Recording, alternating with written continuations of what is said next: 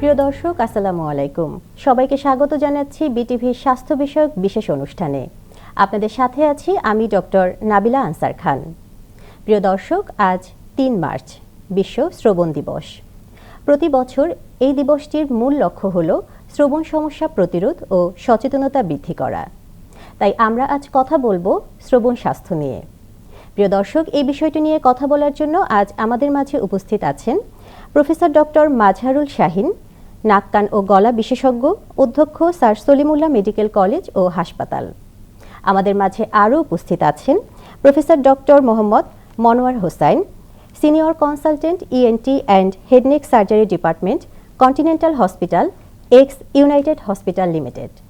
Sir, আপনাদেরকে স্বাগত জানাচ্ছি আমাদের আজকের আয়োজনে। প্রথমেই আমি জানতে চাইব প্রফেসর ডক্টর মাজহারুল শাহীন স্যারের কাছে। স্যার, এই যে বিশ্ব শ্রবণ দিবস সারা বিশ্বব্যাপী পালিত হচ্ছে ৩ মার্চ, এই বিষয়টি স্যার কেন এত গুরুত্বপূর্ণ? শ্রবণজনিত সমস্যা একটি বড় সমস্যা। এই সমস্যাটির বেশিরভাগ রোগী ৬৫ বছর বা তদুর্ধ্ব হয়ে থাকে এবং আপনারা জানেন যে শ্রবণজনিত সমস্যার কারণে আমাদের যারা এই সমস্যায় ভোগেন তারা পরিবারের ভিতরে একটা সামাজিক আইসোলেশন বা আলাদা হয়ে যান। পরিবারের বিভিন্ন সদস্যদের সাথে সে কমিউনিকেট করতে পারে না। শ্রবণজনিত সমস্যার কারণে যারা প্রোডাক্টিভ এজ বা যারা অর্থনীতিতে কন্ট্রিবিউট করে তারাও তাদের ফ্রুটফুল কাজ করতে পারে না। এতে করে জাতি অর্থনৈতিকভাবেও ক্ষতিগ্রস্ত হচ্ছে। বিশ্বে আরেকটি প্রোগ্রাম বর্তমান, সেটা হচ্ছে সাউন্ড হিয়ারিং বাই 2030। গোল ডব্লিউএইচওর যে 2030 সালের মধ্যে শ্রবণজনিত সমস্যা একটি অর্ধেকের মধ্যে কমিয়ে নিয়ে আসা। তো সাউন্ড হিয়ারিং 2030 এবং বিশ্ব শ্রবণ দিবস পালন, এ সমস্ত দিবসগুলো পালনের মূল উদ্দেশ্য হচ্ছে মানুষকে শ্রবণজনিত সমস্যার বিষয়ে সচেতন করা এবং কি করলে বা কিভাবে থাকলে কি চিকিৎসা গ্রহণ করলে এই সমস্যা থেকে মানুষ দূরে থাকতে পারবে, মানুষ নিজেকে প্রতিরোধ করে রাখতে পারবে। এতে করে আমাদের পরিবার, সমাজ, দেশের অর্থনীতি সামগ্রিকভাবে উপকৃত হবে। Professor doctor Monowar Hossain sir, আপনার কাছে জানতে চাইব আসলে বাংলাদেশে এই যে শ্রবণ সমস্যা, এটা আসলে কতখানি কমন এবং কোন বয়সের মানুষ বেশি আক্রান্ত হন, এবং আরও একটু জানতে চাইব যে আসলে শহর এবং গ্রামের মধ্যে কোনো পার্থক্য আছে কিনা। আমরা যদি শ্রবণ নিয়ে চিন্তা করি তাহলে আমরা 3টা ক্যাটাগরিতে ভাগ করতে পারি। একটা হলো শিশু, আরেকটা হলো যুবা এবং আরেকটা গ্রুপ আছে বৃদ্ধ বয়স। আসলে আমরা যদি 3টা বয়সকে পর্যালোচনা করি তাহলে দেখা যায় শিশুদের শ্রবণের যে সমস্যাগুলো হয় সেগুলা কিছু অসুখজনিত কারণে হয় এবং কিছু জন্মগতভাবে হয়। তো এই জিনিসগুলা আসলে ডিটেক্ট করা খুবই প্রয়োজন, কারণ সময় মতো যদি এগুলো ডিটেক্ট করা যায় তাহলে কিন্তু শ্রবণ ভালো করা যায়। আর জন্মগত কিছু সমস্যা যেটা হয়, শ্রবণ যে সমস্যাগুলো হয় সেই সমস্যাগুলাই আসলে অনেক ধরনের চিকিৎসা আছে। সেই চিকিৎসাগুলো করলে দেখা যায় বাচ্চারা স্বাভাবিক মানুষের মতো বেড়ে উঠতে পারে। একদমই কি নিরাময়যোগ্য? একদম, হ্যাঁ, এগুলো অবশ্যই নিরাময়যোগ্য। জন্মগত যে শ্রবণের সমস্যাগুলো ছিল সেগুলো চিকিৎসা ছিল না, কিন্তু বর্তমানে আধুনিক এই ব্যবস্থাতে খুব সুন্দর চিকিৎসা আমাদের দেশেই আছে। আর দ্বিতীয়ত যে যুবক যে সমাজ আছে তাদের কানে যে শ্রবণের যে সমস্যা, সেই সমস্যাগুলা কিছু অসুখজনিত কারণ আর কিছু পারিপার্শ্বিক অবস্থা, যেমন অতিরিক্ত শ্রবণ বা অতিরিক্ত সাউন্ডে যদি কেউ এক্সপোজ থাকে এবং কনসার্টে যদি যায় এবং সবসময় যদি কানে যদি একটা হেডফোন লাগিয়ে গান শুনে, তাহলে কিন্তু তাদের আস্তে আস্তে দেখা যায় শ্রবণ শক্তিটা ধীরে ধীরে কমতে থাকে। এই প্রবণতাটা বর্তমান এই যুবক যারা তাদের অত্যন্ত বেশি। আর বিশেষ করে যারা আমার জানা মতে যারা কল সেন্টারে চাকরি করে তাদের এই কানের সমস্যাটা অনেক বেশি এবং এরা আমার কাছে আসছে এবং আমি দেখেছি তাদের আসলে দীর্ঘ সময় অতিরিক্ত শ্রবণে এক্সপোজ থাকাতে তাদের এই সমস্যাগুলো দেখা যায়। এই হলো দ্বিতীয়। আর তৃতীয়ত হলো বার্ধক্যজনিত কারণে যেটা হয়, সেটা আসলে বার্ধক্যজনিত কারণেই আসলে হয়। বয়স হলে অনেক সময় ওয়্যার অ্যান্ড টিয়ার হয়, অনেক রকমের কানে প্রবলেমগুলো আসলে বার্ধক্যজনিত যেটা, সেটা আসলে কিছু কিছু মানুষের হয়, কিছু কিছু মানুষের হয় না। তবে সেটাও পুরোপুরি নিরাময়যোগ্য না। তবে সেটাকে আমরা সাধারণত যদি হিয়ারিং এইড দিতে পারি তাদের, তাহলে দেখা যাবে তারা কিন্তু স্বাভাবিক মানুষের মতো চলাফেরা করতে পারবে এবং স্বাভাবিক জীবনযাপনও করতে পারবে। জি স্যার, আমরা চিকিৎসায়ও আসবো। স্যার, যেটা বলছিলাম যে আসলে শহর এবং গ্রামে কোনো পার্থক্য পরিলক্ষিত হয় কিনা? আসলে সাউন্ড একটা ইম্পর্টেন্ট ফ্যাক্টর। যেখানে উচ্চ শব্দের সৃষ্টি হয় এবং যদি দীর্ঘক্ষণ সেই উচ্চ শব্দে যদি কেউ থাকে, অবশ্যই তার শ্রবণ শক্তি দিনে দিনে লোপ পাবে। সেক্ষেত্রে শহরের মানুষের শ্রবণ শক্তির লোপ পাওয়া গ্রামের চেয়ে অনেক বেশি, অনেক বেশি। এটা সাউন্ড পলিউশন আসলে একটা ইম্পর্টেন্ট। হ্যাঁ, শহরে তো সাউন্ড পলিউশন অনেক বেশি, যার জন্য শহরের যারা মানুষ তারা আসলে বেশি এফেক্টেড হয়। শ্রদ্ধেয় মাঝারুল শাহিন স্যার, আপনার কাছে জানতে চাইব স্যার, শিশুদের কানে শোনার স্যার প্রাথমিক লক্ষণগুলো কি? কারণ একজন বড় মানুষ বা বয়স্ক মানুষ যখন কানে শুনতে পান না, আমরা খুব সহজেই বুঝতে পারি, যেহেতু ওনার সাথে কমিউনিকেট করা যায়। কিন্তু ছোট বাচ্চাদের ক্ষেত্রে তো আসলে ওরা এমনিতেই কথা বলতে পারে না। তো অনেক সময় কিন্তু মা বাবা বুঝতেই পারেন না যে আমার বাচ্চাটা কানে শুনতে পাচ্ছেন না। তো আসলে কি কি আমরা প্রাথমিক লক্ষণ দেখলে বুঝতে পারবো যে শিশুটি কানে শুনতে পাচ্ছে না?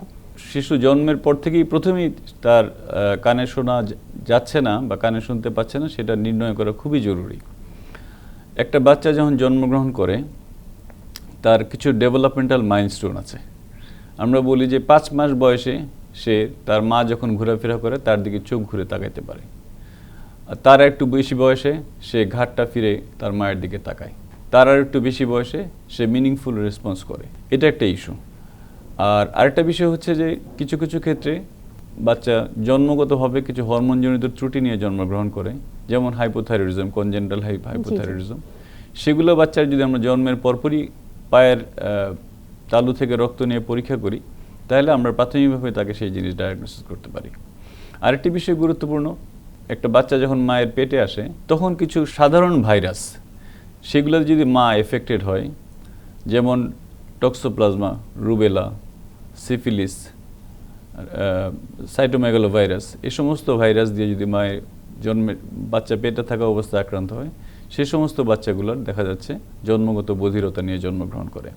তারপরে যখন একদম শিশুকালটা পার হয়ে যখন বাচ্চা স্কুলের দিকে যায়, প্রাইমারি বা বাচ্চা যখন কিছু বই টই পড়া শুরু করে বা স্কুলের টিচারের কাছে যায়, অনেক সময় দেখা যায় টিচার কথা বলছে, বাচ্চার রেসপন্স করছে না, বাচ্চা অন্যদিকে মনোযোগ তাকায় আছে।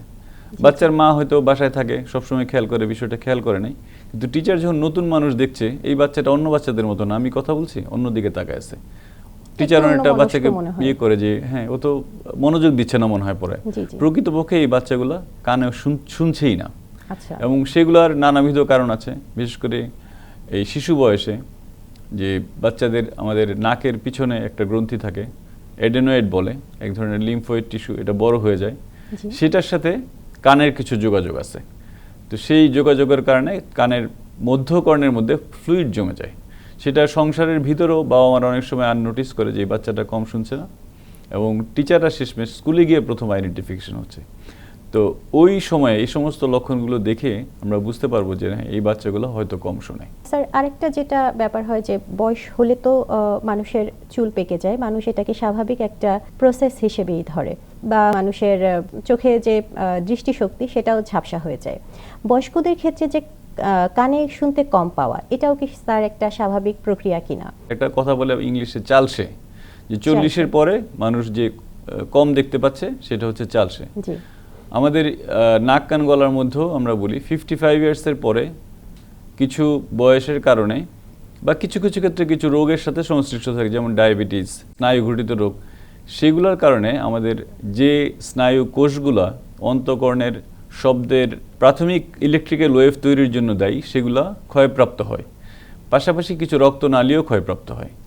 সেগুলোর কারণে দেখা যায় আফটার 55 একটা প্রাকৃতিক প্রক্রিয়ায় শোনার ক্ষমতাটা আস্তে আস্তে কমতে থাকে। এটাকে আমরা বলি প্রেসবাইকুসিস বা বয়সজনিত কারণে কানে কম শোনা। আমি আগেই উল্লেখ করেছি, আমাদের যে জনসংখ্যা কানে কম শুনতে পায় তার সবচেয়ে বেশি সংখ্যক জনসংখ্যা হচ্ছে এই বৃদ্ধ বয়সের জনসংখ্যা, এবং তারা পরিবারের অন্য সদস্য থেকে বিচ্ছিন্ন হয়ে যায়। তো সে কারণে তাদেরকেই আমরা চিকিৎসা করতে পারি, এবং তার সঠিক চিকিৎসা করলে তারা সমাজে বা পরিবারে একজন মিনিংফুল সদস্য হিসাবে সকল আলোচনায় অংশগ্রহণ করতে পারে, পরিবারে কন্ট্রিবিউট করতে পারে এবং তারা সমাজে আলাদা হয়ে যায় না, পরিবার আলাদা হয়ে যায় না। ফিরবো অধ্যাপক ডক্টর মনোয়ার হোসেন স্যারের কাছে। স্যার, এতক্ষণ আমরা আমাদের আলোচনার মাধ্যমে ছোটদের এবং বড়দের কানে কম শুনতে পাওয়া এ দুটো বিষয় শুনলাম। আমি একটু স্যার জানতে চাইবো যে এই ছোটরা যে কানে কম শুনতে পায় এবং বড়রা কানে কম শুনতে পায়, এই দুই গ্রুপের মধ্যে কি কোনো প্রভাব পরিলক্ষিত হয় কিনা, নাকি এদের ক্ষেত্রে প্রভাবটা স্যার একই রকম হয়? বাচ্চাদের ক্ষেত্রে আসলে তারা এইজ জি।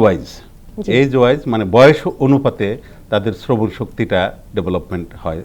যেমন একটা বাচ্চা তার প্রথম সে কথা বলতে শেখে সাধারণত 18 মাস বয়সে। অ্যাকচুয়ালি কানে যদি সে না শুনে তাহলে কিন্তু কথা বলতে পারবে না।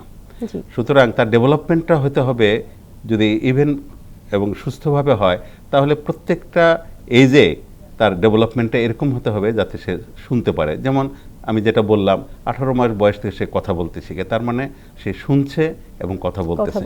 তারপরে আস্তে আস্তে যখন আরো বড় হয় তখন মিনিংফুল ওয়ার্ড সে তো বলতে পারে।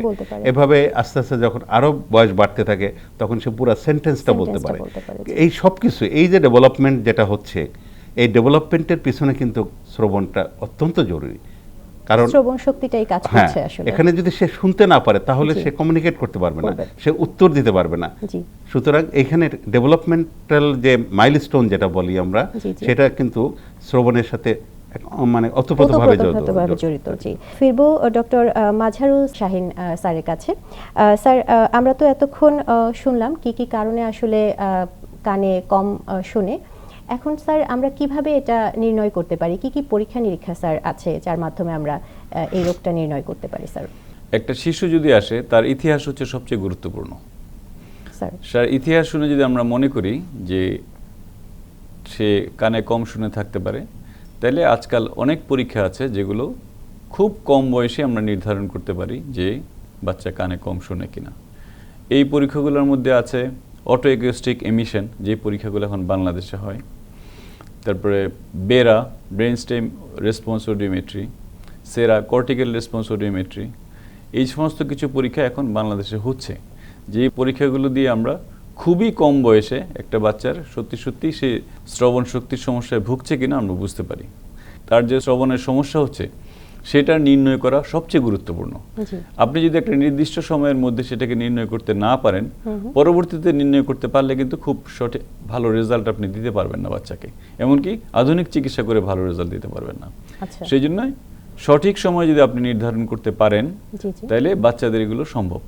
আরেকটু বেশি বয়সে যদি আমরা কোনো বাচ্চা আমাদের কাছে আসে, তখন আমরা পিওর টোন অডিওমেট্রি করতে পারি। আমরা আরেক ধরনের পরীক্ষা করি, ইম্পিডেন্স অডিওমেট্রি করতে পারি। সেগুলো করলে কানের ভিতরে মধ্যকর্ণে কোনো ফ্লুইড টুইড জমি আছে কিনা সেটা বোঝা যায়। আর একজন অ্যাডাল্ট মানুষের ক্ষেত্রে আমরা pure tone audiometry, impedance audiometry, আরেকটি পরীক্ষার নাম হচ্ছে SRT, স্টেপিডিয়াল রিফ্লেক্স থ্রেশহোল্ড। এই তিনটা পরীক্ষা আমরা খুবই কমনলি করে থাকি। যদি এই পরীক্ষাগুলোতে আমরা কোনো সমস্যা খুঁজে পাই বা শিশু বয়সে কোনো সমস্যা খুঁজে পাই, তখন এই সমস্যার কারণ আমরা খোঁজার চেষ্টা করি।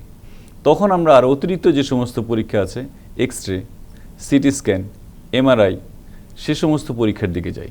তখন সেই পরীক্ষাগুলো করে আমরা প্রকৃত কানে কম শোনার কারণগুলোকে খুঁজে বের করি। তখন আমরা সেই কানে শোনার চিকিৎসার দিকে যাই। আর যারা অ্যাডাল্ট, বৃদ্ধ বয়স 55-এর উপরে, যে তাদেরকে আমরা প্রেসবাইকোসিস বলি, তাদের ক্ষেত্রে শুধুমাত্র অডিওমেট্রি করলে আমরা বুঝতে পারি একটা নির্দিষ্ট সুন্দর টিপিক্যাল কার্ভ থাকে। সেই কার্ভটা দেখলে আমরা বুঝতে পারি যেটা বয়স্ক বা বার্ধক্যজনিত কানের সমস্যার কারণ। যারা বেশি নয়েজ এক্সপোজড বা যারা অধিক শব্দের মধ্যে দীর্ঘ সময় এক্সপোজড, তাদেরও এক ধরনের স্পেসিফিক সুন্দর কার্ভ থাকে, যেটা দেখলে আমরা বুঝতে পারি যে তার এই ইতিহাসের সাথে এরকম একটা পিওর টোন অডিওমেট্রি কার্ভে এরকম একটা কার্ভ আসছে। তখন আমরা ধরে নিই তার এই সমস্যাটা তার দীর্ঘদিন নয়েজ বা অতিরিক্ত শব্দের এক্সপোজারের জন্য হয়ে থাকতে পারে। স্যার, এই পরীক্ষাগুলো সবই তো বাংলাদেশে অ্যাভেলেবল আছে?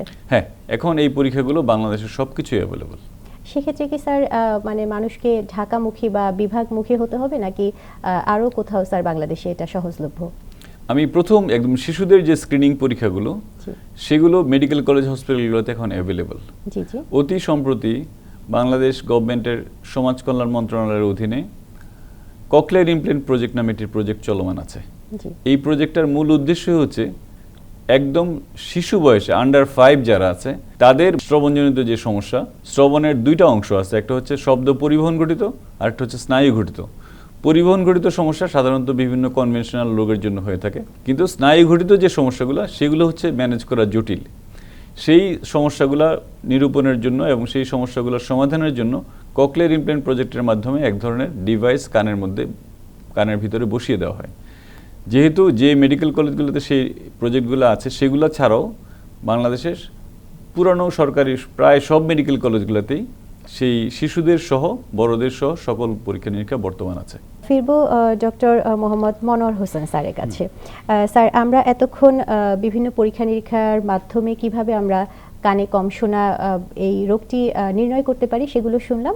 এবার স্যার আপনার কাছে জানতে চাইবো, স্যার এর চিকিৎসা কি কি আছে? প্রথমত আমি শিশুদের কথাই আসব।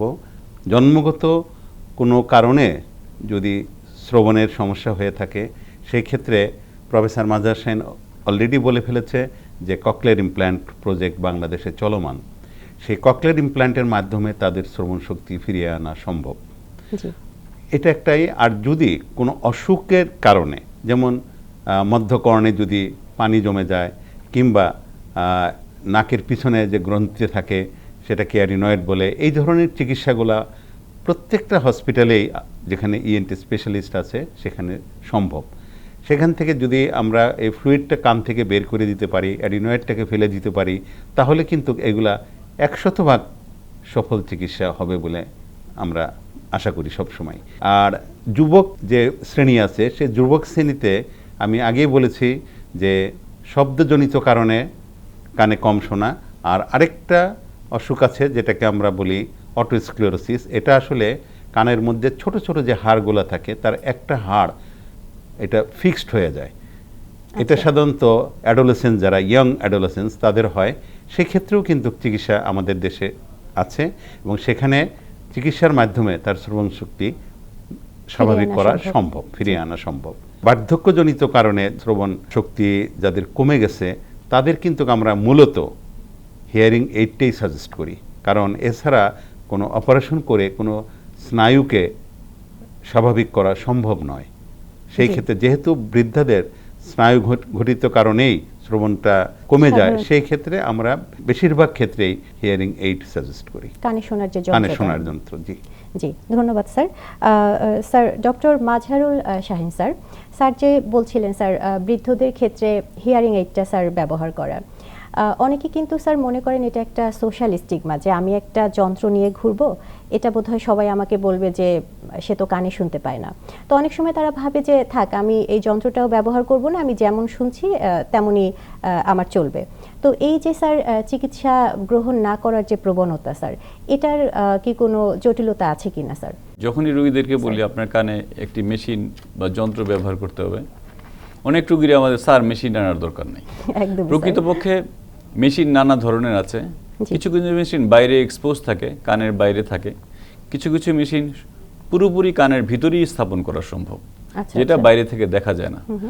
আর আপনার একটি সমস্যা আছে, সেটার জন্য আপনি পরিবারে আলাদা হয়ে যাচ্ছেন, পরিবারে আপনি কমিউনিকেশন করতে পারছেন না। আপনার পরিবারের ছোট ছোট যারা সদস্য, নাতি বা একদম শিশু, এরা আপনাকে অ্যাভয়েড করে চলছে, কারণ এরা আপনার কাছে আসছে, আপনি তার কথা শুনতে পাচ্ছেন না, এবং অনেকবার বলতে হচ্ছে। এবং এক সময় দেখবেন আপনার নাতি নাতনি যারা আছে, নাতি নাতনি, ওরাও আপনার কাছে আসছে না। তো আপনি আপনার জীবনের একটা বড় অংশকে আপনি মিস করছেন। আপনি সামান্য একটা মেশিন, যেটা আপনি কানের শুধুমাত্র ভিতরেই রাখতে পারেন, সেরকম একটা মেশিন ব্যবহার করে যদি আপনি পরিবারে সবার সাথে কমিউনিকেট করতে পারেন, এটা অনেকটাই ভালো। এটা নিয়ে কোনো ধরনের স্টিগমাতে ভোগার দরকার নাই, কোনো ধরনের কষ্টে ভোগার দরকার নাই, হীনমন্যতায় ভোগার দরকার নাই যে আমার মেশিন ব্যবহার করছি। আর এটার জন্য আপনার তো কোনো দায় নেই, এটা একটা ন্যাচারাল প্রসেস, এটা বয়সঘটিত কারণে আপনার দিকে হয়েছে। প্রফেসর মনোয়ার স্যার যেটা বলেছেন, আমি আরেকটি বিষয় যোগ করতে চাই। ইয়াং বা তরুণ বয়সে আরেকটা বড় অংশ আছে, যেটা হচ্ছে কানের পর্দায় ছিদ্র থাকে। ছিদ্রজনিত কারণ, যেটাকে আমরা বলি দীর্ঘমেয়াদী কানের প্রদাহ বা CSOM বা COM। এই দীর্ঘমেয়াদী প্রদাহের কারণে কানের পর্দায় ফুটো হয়ে যায়, এবং তরুণ বা যুবক বয়সদের একটা বড় অংশ এই COM ভোগে। এবং এদের জন্য চিকিৎসা হচ্ছে পর্দার অপারেশন করে পর্দাটাকে জোড়া লাগিয়ে নেওয়া এবং এটা বাংলাদেশের প্রায় ডিস্ট্রিক্ট হসপিটাল, থানা লেভেলে সব জায়গায় এখন হচ্ছে। আমাদের অনেক তরুণ চিকিৎসক আছেন যারা ইএনটি সার্জন, তারা করছে। সুতরাং এই প্রোডাক্টিভ এজ যুবক যারা সোসাইটিতে কমিউনিকেট করে, অর্থনীতিতে অবদান রাখে, তারা যদি এরকম সমস্যায় ভোগে সহজেই কানের পর্দার জোড়ার অপারেশন করে স্বাভাবিক জীবনে ফিরে আসতে পারে। চমৎকার স্যার। স্যার আমরা ফিরবো মনোয়ার হোসেন স্যারের কাছে। আমাদের এই যে দৈনন্দিন জীবনে শ্রবণ স্বাস্থ্য রক্ষা করা, এটার ব্যাপারে স্যার আমরা কি করতে পারি, কিভাবে আমরা যত্নশীল হতে পারি? আরেকটা প্রশ্ন করব স্যার, যে শিশুদের টিকাদান কর্মসূচি, এটা স্যার শ্রবণ শক্তি কমে যাওয়া বা বধিরতা, এটা প্রতিরোধে কোনো ভূমিকা রাখে কিনা স্যার? প্রথমে যেটা আসি, ইমিউনাইজেশন। জি। আসলে অলরেডি বাংলাদেশে ইমিউনাইজেশন আছে, যেমন রুবেলা ভ্যাকসিন, মামস, মিজলস। আসলে তিনটা যে জীবাণু, সেটা হলো ভাইরাস, তিনটাই ভাইরাস, এই মামস, মিজলস অ্যান্ড রুবেলা, এই তিনটাই কানকে বধির করে ফেলে এবং এটা শিশুকালে এটা হওয়ার যথেষ্ট সম্ভাবনা থাকে। সুতরাং আমরা যদি বাচ্চাদেরকে এই ইমিউনাইজেশনগুলো করি, টিকাগুলো দেই, তাহলে কিন্তু একটা অনেক বড় অংশকে আমরা এই ধরনের শ্রবণ জটিলতা থেকে আমরা রক্ষা করতে পারি। 2 নম্বর হলো যে যখনই বাচ্চার বাবা মা মনে করবে যে বাচ্চা কম শুনছে, হ্যাঁ, সেই ক্ষেত্রে আমি দর্শকদের বলবো অতি দ্রুত একজন ইএনটি স্পেশালিস্টকে দেখাতে, কারণ এগুলো সবই বিভিন্ন রোগের জন্য হয়। সেই রোগ অনুযায়ী চিকিৎসা করলে শ্রবণ শক্তি পুরোপুরি ভালো হয়ে যায়। ধন্যবাদ sir. Sir professor doctor Mazharul Shahin sir, আপনার কাছে স্যার জানতে চাইব, কিছু মানুষ কিন্তু মনে করেন যে নিয়মিত কান পরিষ্কারের একটা ভূমিকা আছে কানে কম শুনতে পাওয়ার ক্ষেত্রে। অনেক মানুষই ভাবেন যে গোসল করে আসছি, এখন একটু বোধহয় কানের ভেতরে পানি জমে আছে, পানিটা একটু কটন বার দিয়ে পরিষ্কার করে ফেলি, ময়লাটাও এই সময় একটু নরম থাকবে, তো আমার কানটাও পরিষ্কার থাকবে এবং কানের স্বাস্থ্য ভালো থাকবে, আমি কানে আর কম শুনতে পাবো না। এই ব্যাপারে যদি একটু বলতেন স্যার। ন্যাচারালি কানের ভিতরে যে ওয়াক্স বা ময়লা জমে, যেটা স্বাভাবিক একটা জিনিস, যেটা কানের ভিতরের নানাবিধ গ্রন্থির সিক্রেশন, কানের ভিতরের যে স্কিনের লাইনিং, মৃত লাইনিং, সেগুলো মিলে একটা সেমি সলিড একটা পেস্টের মতো তৈরি হয়। এটা ন্যাচারাল জিনিস। আমরা যখন খাবার চিবাই, প্রতিবার এই কানের সামনের যে জোড়াটা আছে, টেম্পোরোম্যান্ডিবুলার জয়েন্ট, এটা মুভ করে। খাবার চিবানোর সাথে সাথে টিএম জয়েন্ট যখন মুভ করে, তখন কানের ভিতরে যে স্বাভাবিক ওয়াক্স জমে, এগুলা আউটওয়ার্ডস বা বাইরের দিকে ন্যাচারালি চলে আসে। গোসল করার পরে আমাদের স্কিন যেরকম শুকিয়ে যায়, কানের ভিতরে স্কিনও ন্যাচারালি শুকিয়ে যাবে। এটি হচ্ছে নিয়ম। এটার জন্য আলাদা করে কটন বার ব্যবহার করে কানটা পরিষ্কার করা, কানের ময়লা পরিষ্কার করা, এগুলো হচ্ছে শুধু শুধু নতুন করে জটিলতা বা রোগ ইনভাইট করা। ডায়াবেটিক রোগী, যার ডায়াবেটিস হয়তো নিয়ন্ত্রিত না, সে কান কটন বার দিয়ে কান পরিষ্কার করার চেষ্টা করছে, কানের রাস্তাটা ফুলে যাচ্ছে, এক সময় ওটাইটিস এক্সটার্না মেলিগনেস, এই জাতীয় খারাপ খারাপ রোগ তৈরি হচ্ছে, যেগুলো তার জীবন হানিও তৈরি করতে পারে। সুতরাং কান পরিষ্কার করার আলাদা কোনো ম্যানুভার দরকার নাই। কান ন্যাচারালি পরিষ্কার হয়। যদি কোনো বিশেষ মানুষের ক্ষেত্রে কানের রাস্তা ন্যারো থাকে বা চিকন থাকে, সেক্ষেত্রে কোনো বিশেষ ব্যবস্থা নেওয়া যেতে পারে। সাধারণ অর্থে কটন বাড ব্যবহার করা সঠিক নয়। ফিরবো ডক্টর মনোয়ার হোসেন স্যারের কাছে। স্যার, আমাদের এই যে শ্রবণ দিবস পালিত হচ্ছে, এর একটি মূল লক্ষ্যই কিন্তু থাকে যে সচেতনতা তৈরি করা। আপনার কি মনে হয় স্যার, বাংলাদেশের মানুষ আসলে কতখানি সচেতন? আসলে আগের তুলনায় এখন মানুষ অনেকটাই কনশাস তারা। কারণ ইদানিং আমি কিছু লক্ষ্য করছি যে কানে কোনো শ্রবণজনিত সামান্যতম যদি কোনো অসুবিধা দেখা দেয়, সাথে সাথে তারা আমাদের কাছে আসতেছে। তো আমরা যে ইউজুয়াল যে পরীক্ষাগুলো, সেই পরীক্ষাগুলো দেখে আমরা আসলে নির্ণয় করতে পারি যে তার কানে বধিরতার কোনো চিহ্ন বা লক্ষণ আছে কিনা। শ্রবণজনিত যে জটিলতাগুলো, এটা নির্ণয় হচ্ছে এবং সেটা প্রতিকার করাও সম্ভব হচ্ছে। স্যার, দর্শকদের উদ্দেশ্যে কিছু বলবেন কিনা শ্রদ্ধেয় প্রফেসর মাজহারুল শাহীন স্যার? কিছু কমিউনিটি বিষয়, এগুলো যদি আমরা মেনে চলি, যে কোনো বাচ্চা যদি মনে করেন যে আপনি কানে কম শোনেন, এটাকে আল্লাহ বাচ্চাকে এইভাবে পাঠাইছে সেটা মনে না করে আপনি মনে করবেন যে আপনি যদি দ্রুত চিকিৎসা না করেন, তাহলে আপনার বাচ্চা সমাজে একটা বোঝা হয়ে যেতে পারে। আপনি দ্রুত চিকিৎসকের সাহায্য নিন, ইএনটি বিশেষজ্ঞের সাহায্য নিন এবং সেক্ষেত্রে আপনার বাচ্চা সঠিক সময়ে সঠিক চিকিৎসা করলে সে আপনার সমাজের বোঝা হবে না এবং সাধারণ অন্য মানুষের মতোই বেড়ে উঠবে, সমাজে মিনিংফুলভাবে বেড়ে উঠবে এবং বাংলাদেশের অর্থনীতিতে কন্ট্রিবিউট করতে পারবে। ধন্যবাদ sir. Professor doctor Monowar Hossain sir, দর্শকদের উদ্দেশ্যে যদি কিছু বলতেন। এখন অনেক উন্নত চিকিৎসা আসছে, যেটা জন্মগতভাবে বধির তাদেরকেও আমরা শোনাতে পারছি, মধ্যবয়সী তাদেরকেও আমরা শোনাতে পারছি, বৃদ্ধ বয়স যারা তাদেরকেও আমরা শোনাতে পারছি। আমার একটাই কথা আপনাদের কাছে, শ্রবণজনিত কোনো সমস্যা হলে এটাকে অবহেলা না করে ইএনটি বিশেষজ্ঞের শরণাপন্ন হবেন। আমরা যথাসাধ্য চেষ্টা করব আপনাকে এবং আপনার আত্মীয় স্বজন যারা তাদেরকে শ্রবণজনিত যে জটিলতা বা অসুবিধার সৃষ্টি হয়েছে সেটার থেকে মুক্ত করার জন্য। ধন্যবাদ স্যার, আমাদের মাঝে থেকে আমাদের অনুষ্ঠানটিকে আরও প্রাণবন্ত করে তোলার জন্য। প্রিয় দর্শক, যাওয়ার আগে একটি কথাই বলতে চাই, শ্রবণ সমস্যা অনেক ক্ষেত্রেই প্রতিরোধযোগ্য ও চিকিৎসাযোগ্য। তাই দেরি না করে যদি শ্রবণজনিত কোনো সমস্যা পরিলক্ষিত হয়, অবশ্যই আপনি একজন বিশেষজ্ঞ চিকিৎসকের শরণাপন্ন হন। সবাই ভালো থাকবেন, সুস্থ থাকবেন, নিজের এবং নিজের পরিবারের শ্রবণ স্বাস্থ্যের যত্ন নেবেন। আল্লাহ হাফেজ।